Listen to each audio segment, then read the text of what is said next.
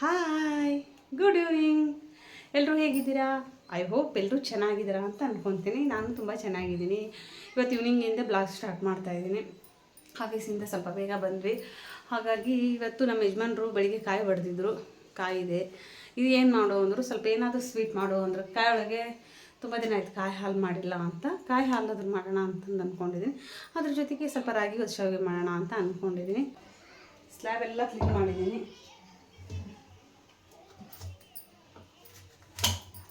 ಕಾಯಿ ಸುಲಿದು ಕೊಡ್ತಿದ್ರು, ಅವರಿಲ್ಲ.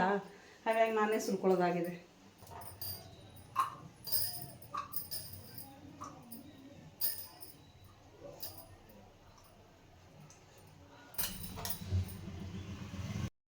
ಹಸಿ ಕೊಬ್ಬರಿನ ಕ್ಲೀನ್ ಮಾಡ್ಕೊಂಡು ಬಂದಿದ್ದೀನಿ. ಇವಾಗ ಸ್ವಲ್ಪ ಫ್ರೈ ಮಾಡೋದ ಬನ್ನಿ.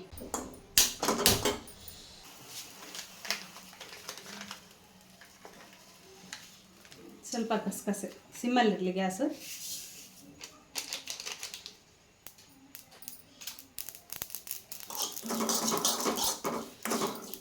ಬೇಗ ಫ್ರೈ ಆಗ್ತಾವೆ. ಇದ್ರ ಜೊತೆಗೆ ಒಂದಿಷ್ಟು ಅಕ್ಕಿ ಹಾಕ್ತಾಯಿದ್ದೀನಿ. ಜಾಸ್ತಿ ಬೇಡ, ಇಷ್ಟೇ ಸಾಕು. ಅಕ್ಕಿನೂ ಫ್ರೈ ಆಗ್ತಾಯಿದೆ, ಗಸಗಸೆ ಅಕ್ಕಿ ಎರಡು ಫ್ರೈ ಆಗ್ತವೆ. ಗಸಗಸೆ ಮತ್ತು ಅಕ್ಕಿ ಹುರ್ಕೊಂಡಿದ್ದೆಲ್ಲ ತಣ್ಣಗಾಗಿದೆ. ಇವಾಗ ಇದನ್ನು ಮಿಕ್ಸಿ ಮಾಡ್ಕೊಂಬಿಡೋಣ ಫಸ್ಟು. ಅದಕ್ಕೆ ಮಿಕ್ಸಿಗೆ ನಾನು 4 ಗೋಡಂಬಿ ತೊಗೊಂಡಿದ್ದೀನಿ, 4 ಏಲಕ್ಕಿ ತೊಗೊಂಡಿದ್ದೀನಿ. ಏಲಕ್ಕಿ ಹಾಕಿದರೆ ತುಂಬ ಚೆನ್ನಾಗಿ ಬರುತ್ತೆ ಘಮ, ಆ್ಯಂಡ್ ಟೇಸ್ಟ್ ಕೂಡ ತುಂಬ ಚೆನ್ನಾಗಿರುತ್ತೆ. ಇದೆಲ್ಲ ಇಂಗ್ರೀಡಿಯೆಂಟ್ಸು ಮಿಕ್ಸಿಗೆ ಹಾಕೊಂಬಿಡೋಣ. ಫಸ್ಟ್ ಮಿಕ್ಸಿಗೆ ಕಾಯಿ, ಗೋಡಂಬಿ ಮತ್ತು ಏಲಕ್ಕಿ, ಗಸಗಸೆ ಮತ್ತು ಅಕ್ಕಿ ಹುರಿದಿದ್ವಲ್ಲ ಅದನ್ನು ಫಸ್ಟ್ ಏನು ಮಾಡೋಣ, ಡ್ರೈ ಪೌಡ್ರ್ ಮಾಡೋಣ. ಡ್ರೈ ಪೌಡ್ರ್ ಮಾಡಿದ್ರೆ ನೀರು ಹಾಕಿದರೆ ಬೇಗ ಸಣ್ಣ ಆಗಲ್ಲ, ಅದಕ್ಕೋಸ್ಕರ ಫಸ್ಟ್ ಡ್ರೈ ಪೌಡ್ರ್ ಮಾಡೋಣ. ಇದಕ್ಕೆ ನೀರು ಹಾಕ್ತಿದ್ರೆ ಅಂದರೆ ಗಸಗಸೆ ಬೇಗ ಸಣ್ಣ ಆಗಲ್ಲ ಅನ್ನೋದಕ್ಕೆ ಡ್ರೈ ಪೌಡ್ರ್ ಮಾಡೋದು. ಈಗ ಇದಕ್ಕೆ ನೀರು ಹಾಕಿ ಪೇಸ್ಟ್ ಥರ ಮಾಡ್ಕೊಂಬರೋಣ.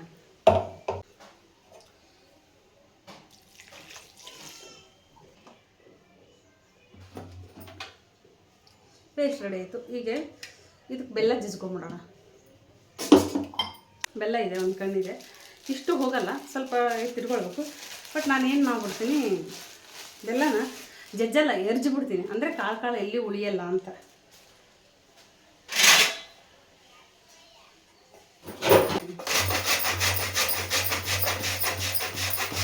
ಕಾಯಿ ಹಾಲು ಮಾಡಲಿಕ್ಕೆ ಫಸ್ಟು ಪೇಸ್ಟ್ ಮಾಡ್ಕೊಂಡಿದ್ದು ತಾಯಿತು. ಬೆಲ್ಲ ಇಷ್ಟಾದರೆ ಸಾಕು, ನಂಗೆ ತುಂಬ ಸಿಹಿ ತಿನ್ನಲ್ಲ, ಇಷ್ಟಾದರೆ ಸಾಕು. ಇದನ್ನು ಇದು ಹಾಕಿಬಿಡೋಣ. ಈಗ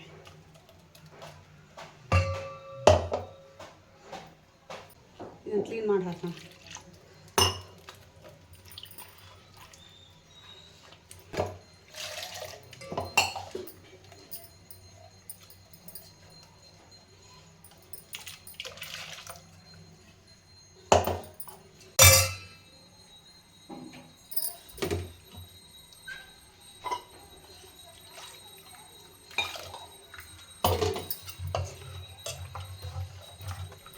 ಈಗ ಇದಾಯಿತು. ಇದಕ್ಕೆ ಬೆಲ್ಲ ಹಾಕ್ಬಿಡೋಣ. ಬೆಲ್ಲ ಎಲ್ಲ ಚೆನ್ನಾಗಿ ಎರ್ಜಿರೋದ್ರಿಂದ ಏನು ಇರಲ್ಲ.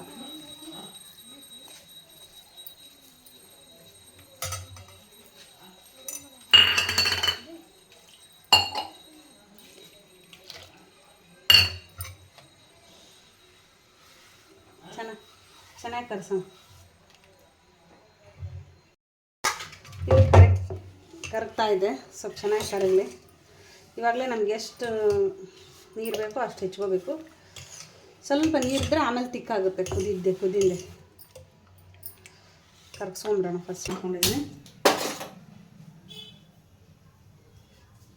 ಕುದಿಲಿ ಚೆನ್ನಾಗಿ.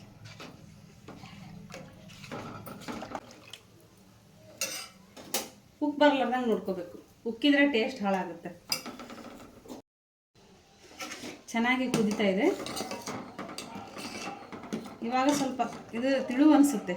ಸ್ವಲ್ಪ ಚೆನ್ನಾಗಿ ಇನ್ನೂ ಸ್ವಲ್ಪ ಕುದ್ದಿಂದೆ ಗಟ್ಟಿ ಆಗ್ತಾ ತಣ್ಣಗಾಗ್ತಾ ಗಟ್ಟಿ ಆಗ್ತಾ ಬರುತ್ತೆ. ಕುದ್ದಿಂದೆ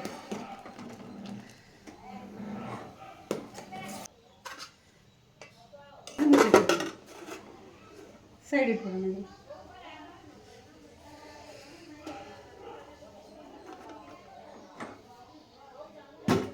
ಇದ್ದೀನಿ ಗ್ಯಾಸ್ ಆನ್ ಮಾಡ್ತಾ ಇದ್ದೀನಿ. ಇದಕ್ಕೆ ಉಪ್ಪು ಹಾಕಲ್ಲ, ಸ್ವೀಟ್ ಜೊತೆ ತಿನ್ನೋದ್ರಿಂದ ಉಪ್ಪು ಹಾಕಲ್ಲ ನಾನು, ಸ್ವಲ್ಪ ಆಯಿಲ್ ಹಾಕ್ತೇನೆ.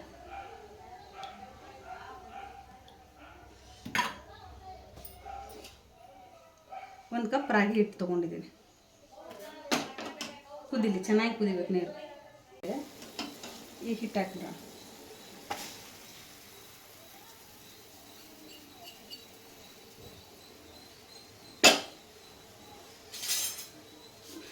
ಇದಕ್ಕೊಂದು ಹೋಲ್ ಹಾಕೋಣ.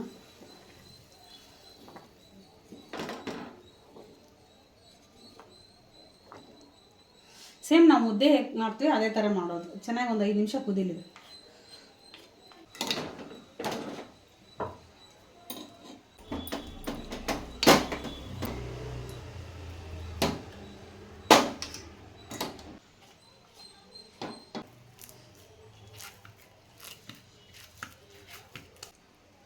ಇಡ್ಲಿ ಪಾತ್ರೆ ಇಟ್ಕೊಂಡಿದ್ದೀನಿ, ಗ್ಯಾಸ್ ಆನ್ ಮಾಡ್ಕೊಂಡಿದ್ದೀನಿ. ಕುದಿಲಿ ನೀರು ಚೆನ್ನಾಗಿ. ಇದಕ್ಕೆ ಆಯಿಲ್ ಗ್ರೀಸ್ ಮಾಡ್ಕೊಳ್ಳೋಣ.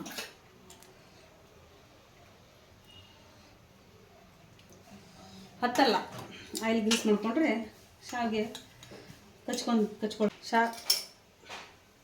ಸಂಡಿಗೆ ಒತ್ತಡ ಇದು.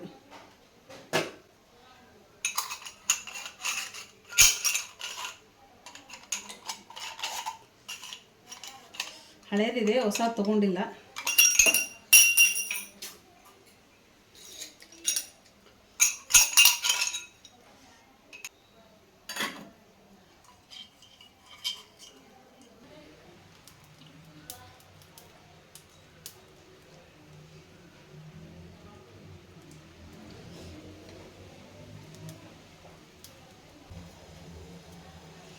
ರೆಡಿಯಾಗಿದೆ. ಇವಾಗ ನೀರು ಕುದೀತಾ ಇದ್ದಾವೆ. ಇದನ್ನಿಟ್ಟು 5 ನಿಮಿಷ ಅಷ್ಟೇ ಬೇಯಿಸ್ಬೇಕು. ಇವಾಗ ಮುಟ್ಟು ನೋಡಿದರೆ ಕೈಗೆ ಹತ್ಕೊತಾ ಇಲ್ಲ, ಆಗಿದೆ ಅಂತ. ಈಗ ಒಂದು 5 ನಿಮಿಷ ಗ್ಯಾಸ್ ಆಫ್ ಮಾಡಿದ್ದೀನಿ. 5 ನಿಮಿಷ ತಣ್ಣಗೆ ಹಾಕಲಿ. ರಾಗಿ ಶಾವಿಗೆ, ಕಾಯಿ ಹಾಲು,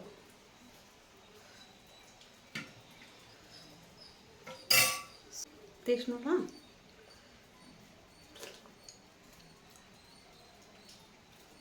ಸಖತ್ತಾಗಿದೆ.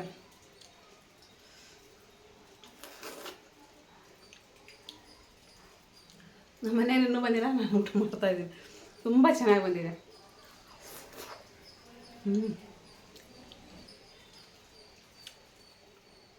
ಸೂಪರಾಗಿದೆ. ಸೊ ನಾನು ಊಟ ಮಾಡ್ಕೊತೀನಿ. ಮತ್ತೆ ಸಿಗ್ತೀನಿ ಮುಂದಿನ ಹೊಸ ವಿಡಿಯೋದಿಂದ. ಅಲ್ಲಿವರೆಗೂ ನೀವು ಖುಷಿಯಾಗಿರಿ, ನಾನು ಖುಷಿಯಾಗಿರ್ತೀನಿ. Please subscribe, like, share, comment. Subscribe ಮಾಡೋದು ಮರಿಬೇಡಿ. ನಿಮ್ಮ ಕಮೆಂಟ್ಗೋಸ್ಕರ ಕಾಯ್ತಿರ್ತೀನಿ. ಬಾಯ್.